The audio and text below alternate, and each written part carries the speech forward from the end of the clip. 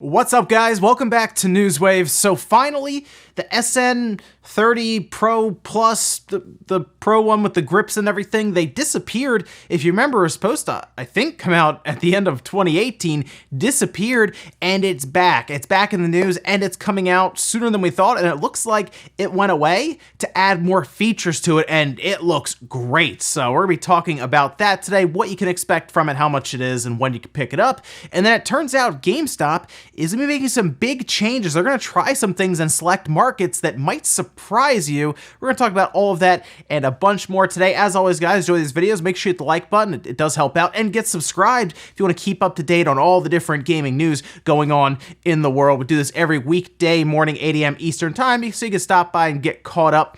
We're actually going to start today with Octopath Traveler. It seems a bit odd to start with that since they're not doing any DLC, and it looks like after the PC release, the team's pretty much completely moved on at this point to some new project. But one thing is still kind of on a lot of fans' mind, and that had to do with the soundtrack.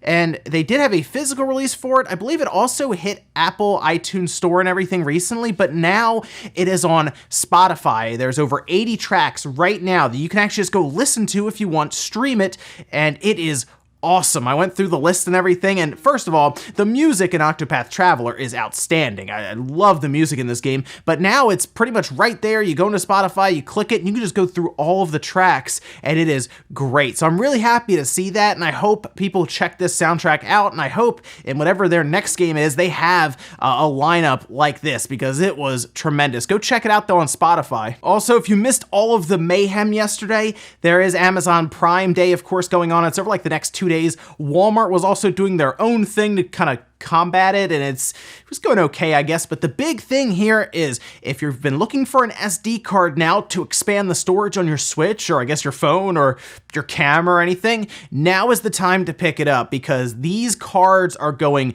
very, very cheap. Do you remember how we talked about that 400 gig card, like a year and a half ago, and it was super expensive? Now with it on sale, it's $45. There are also several other options that include as low as a 64 gigabyte card for $13, or you spend another, $5 for a 128 gigabyte card, and then you also have the 200 and the 256. But that 400 gigabyte card at $45 is a very good deal. It's fast enough for the Switch if you want to do that, or of course for a camera if you have a lot of stuff to record. Either way, though, the SD cards seem to be the way to go. We also saw a couple of other games. I did see Final Fantasy 12 go for like $35, and the PlayStation hits were super cheap. Things like Ratchet and Clank, Spider-Man, God of War, all of those were very cheap as well. So a lot of cool stuff out there, but I was definitely eyeing up SD cards more for cameras, and another one just for the Switch. I mean, the Switch Lite, I guess, is coming out in 2 months. Might as well get a card for that. Also, I think most of us recognize the massive reaction to BanjoKazooie when he was added to Super Smash Bros. Ultimate. It was massive. People were so excited. But it actually seemed like the reaction was more than Nintendo even thought it would be. Grant Kirkhope was actually talking in an interview mentioning this, saying they were surprised by how crazy it went. The E3 reveal seemed to be gigantic. When I was speaking to Nintendo back at their booth at E3, they were all saying it was a bigger reaction than they've normally used to for Smash. So Nintendo did recognize that it was a big deal. They were surprised, and we all were. It was such a huge release for all those fans who've been waiting so long for a new game. Then he goes on to say Rare needs to find somebody like that who gets the game, who really loves it, gets the humor, and comes up with a great plot, and then it kicks on. And he kind of goes on to say that it was big, obviously, for a lot of fans, and people look at that and say they could make a lot of money from that, they could sell a bunch, but he also mentions, hey, it might not be that big of a deal for Microsoft, although I do see Grant Kirkhope's point about Rare being busy with Sea of Thieves right now, but remember, Rare said they're more than happy to take their IPs and let other companies and developers work on them as long as they have a good vision for their product. So Banjo, I think, would do well now if we had a good game for him. So get a developer on it, make sure it's quality, and yeah, put it on Game Pass with Xbox, and I mean, they've even thrown their games on other systems like the Switch, and let's be real, Banjo on the Switch is stupid easy money. So yeah, Microsoft, while you're at it, Xbox, Game Pass, PC, Switch, yeah, you can make a good bit of money with Banjo. And guys, some of the cookies out of the way, let's get into the bigger stuff. We're gonna start with 8BitDo's and their SN30 Plus Pro or Pro Plus. The name always gets around me on that one, but this is what we've been waiting for. You remember we've talked about things like the SN30 before, and they had the wireless one that we talked about as well that was really, really good. It feels like a solid Super Nintendo controller, just wireless with extra triggers and buttons to kind of work out for a lot of things on the Switch or PC or even your PS4, for example. But now check this out. This is the one that I've been waiting for, and a lot of people have. Trust me, a lot of people message me about this. What's happened to it? Where is it? Here it is. It's coming out August 7th. It's available for pre-order right now on Amazon for $49.99. So you can go throw that pre-order in. And a lot of people were wondering, why did it disappear? Well, honestly, I had no idea why it disappeared either for a while, and then it shows up and it looks like they were developing software around this thing. They're not kidding when they call it like the Pro Plus. This has quite a bit to it when it comes down to button mapping. So in this program, you can move buttons around based on how you would like them to, I guess, just be set up when you're playing a certain game. The sticks can be customized completely so that each stick has different precision controls, sensitivity and everything, which is awesome. The triggers can have the range kind of changed up. So depending on how far you pull them, how far it'll actually push. The vibration can be changed by like different intensities from the right and the left, it looks like, and you have full macro setups.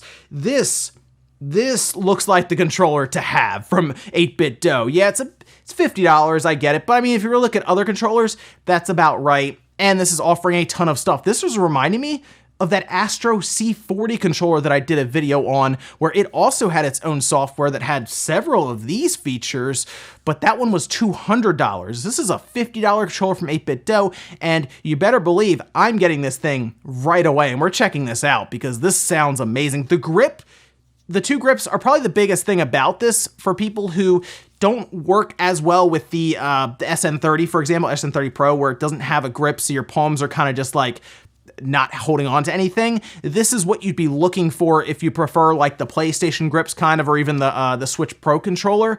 I'm really excited to check this out, and it should work fine for all Switch games, most PS4 games, most PC games you should get away with, but of course the D-pad, the sticks, it'll all work fine with a lot of games. So I'm really looking forward to this. I think the price is fair. The release date's closer than I thought it would be, about 3 weeks from now, and I'm in. The program is the one I'm going to be a little concerned about. I'm sure they'll update it as they go, but of course this is a lot here for them to do with the program with their first shot at something like this.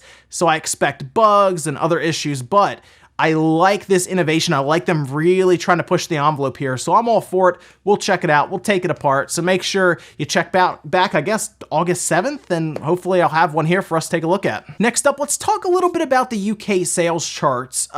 Now, the top selling game was pretty much status quo over the past few weeks. It's still Mario Maker 2. We'll see if anything changes as we go forward. Seems to be holding off Crash Team Racing, or CTR, fairly well, which is surprising because CTR is pretty big actually in the UK. Just Crash Bandicoot in general does well there, but Super Mario Maker 2, I mean, it's Mario Maker. What are you gonna do? It's just popular everywhere, so that makes sense. But the interesting release here, you can see the top 10 here, for example, in the sales charts. The big one that's the new entry is Dragon Quest Builders 2 at number 5. The interesting thing about that one is that it actually was 2/3 sold on the Switch. So about 66% came on the Switch, whereas the rest came on the PlayStation 4. So it was a PS4 and a Switch release there, and a majority of the sales came on the Switch. And this is kind of what we were talking about with these type of games. Games that are, of course, more or less catering to the Japanese crowd with Dragon Quest, but because the game itself seems to run fairly well on both and everything, and it actually looks pretty good on the Switch too, to be honest. I've been playing it and it looks fairly sharp. This is a game that is going to cater more to the Switch audience, and we see it here as kind of the install bases are starting to level out in certain areas. We've seen it in Japan. The Switch jumped over the PlayStation 4. I think in the UK it's still fairly lopsided towards the PlayStation 4, but in a year or two, it might not necessarily be the case as the PS5 starts to come in and they kind of restart the whole, console cycle. You'll still see some games go to the PS4, the PS5, the Switch, the Xbox One, and the Scarlet. So you will have about a year or so of cross-generation play where the Switch still gets actually some of these third-party games. So it's going to be interesting going forward. But Dragon Quest Builders 2, fun game. It makes sense to get on the Switch, to be honest, just looking at the visuals and the frame rate and everything. Next up, let's talk about GameStop, because it sounds like I said, big changes are coming to the retail brand. And I'm happy because I don't want GameStop to go away. I know a lot of people like to bash on GameStop, obviously, and everything.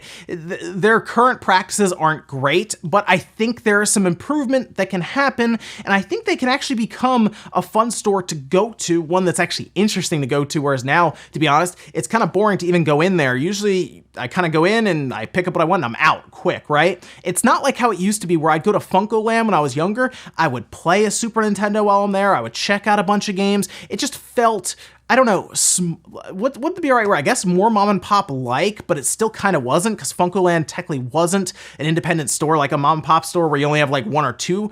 But interestingly enough, it sounds like their big shot here, because this is GameStop's big shot. Let's be real. They don't have a lot left, is to renovate their stores and try new things in select markets, which means that you might see a random GameStop pop up that is, and I'm not even kidding, a retro-only store. Yeah, this is interesting. They're actually partnering with RGA, and they're going to have a pilot program to renovate stores. And the idea here is to kind of work more into video game culture, and some of the ideas are things that shops, for example, catering solely to retro games and hardware, and even in esports competitions. I don't know about that one, I'm gonna be honest. Having tournaments in your store sounds like a good idea, and trust me, we tried it way back in the day with some of the stores that I was working at, and it didn't work out well. I don't think having tournaments in stores is a great idea to actually make money. I think it's good to get a certain group of people in there, and then they kind of leave after the tournament's done, and they don't necessarily buy anything or even spend that much money there. They just kind of come in for a few hours, take a bunch of space, play games, then leave. So the idea of GameStop is to have foot traffic and turn that foot traffic over quickly, and then of course get trade-ins and other things. I think having to set up like an area for tournaments and stuff is generally just a waste of floor space. I think they would do better, as they're saying, to set up areas where you can try games out, whether it's retro games or you can show them off to friends and everything. Basically, spend time there to see the game and then buy it and leave, rather than spend hours there in a tournament. It's just a little nitpick there. I think they're going to find that that doesn't work as well for them. I like the idea, though, of changing up the stores, right? Like actually playing around with the idea of what they have now, because what they have now is, we know what we're expecting when we walk into a GameStop, but if they're stocking Nintendo 64 games or Sega CD games or a Neo Geo AES section, I don't know what I'm going to see when I walk in, and now I'm interested in going by any GameStop I can find to see if they have something like an Earthbound on the Super Nintendo or a Mario Golf on the Nintendo 64. That was just a random one that I'm looking for actually online right now. So there you go. You never know what you could find when you walk in, but now I'm going to go on Friday to pick up Ultimate Alliance 3, and I already know what I'm going there for. So just something to keep in mind, GameStop. The retro section, it can work. And in our last bit of news, this is kind of funny because I didn't think it would happen. I don't necessarily know if it's still going to happen, but it was going around after Base.com actually listed WWE 2K20 for the Nintendo Switch. Now, originally, they had said it was for what, the PS4, the Xbox One, and PC, I guess, and well, we figured the Switch wouldn't be getting it because we saw what happened with 2K18. They skipped it for 2K19, and to see them coming back possibly to attempt 2K20 with what Base.com, a UK retailer, has listed is troubling, concerning even, because they didn't do anything to fix 2K18, so I don't have a lot of confidence in 2K20. Now, there's a good chance, I'm going to say that now, that this listing is just a mistake. Different outlets are reaching out currently to Base.com or even 2K to see if they can get some sort of answer if we expect that. But I guess they have their big SummerSlam event coming up next month. Maybe they'd want to announce it around that time. But if you remember, the lead up to 2K18 on the Switch was all over the place. It was crazy. I think at one point it just popped up in a store and somebody ended up with it before they even announced the release date. So yeah, this could be a thing. I mean, again, how bad the launch was for 2K18, where they almost wanted to pretend like it didn't exist. Then it showed up on Walmart shelves, and it was a rollback immediately. We'll see. Even if it is real, do not buy it until some people online get to check it out or reviews come out. I'll pick it up, okay? I'll be the one. I'll grab it, and we'll see what it is, because I at least got to laugh at a 2K18. I mean, maybe we'll shoot for 15 frames per second this time with 2K20. And we'll finish up with the comment of the day. As you're seeing here, this one is from none other than Shintaro Furukawa, who apparently stops by the channel every morning to say hi. Says, I prefer a whole new disc medium over going full digital. Data caps are going to be destroyed in single download someday. Yeah, we just talked about GameStop executives saying it could be 400 gigabytes for Red Dead Redemption 2 at 8K, which for some people who have a soft data cap of 1 terabyte, myself included, with Comcast, they don't tell you have it, but if you get over it, they start emailing you and saying, hey, what's with all the data you're using? And then I go, well, I wanted to download Red Dead Redemption 2 and it's 8K and it's 500 gigabytes or something.